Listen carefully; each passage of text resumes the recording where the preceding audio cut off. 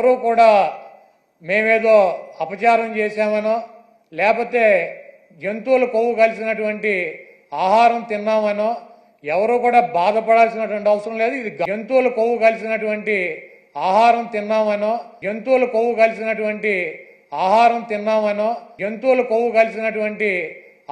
తిన్నామనో ఎవరు కూడా బాధపడాల్సినటువంటి అవసరం లేదు. ఇది డిఆర్కే టైమ్స్ ఛానల్ని లైక్ చేయండి, షేర్ చేయండి, సబ్స్క్రైబ్ చేయండి. చివర్లో గంట నొక్కడం మర్చిపోకండి.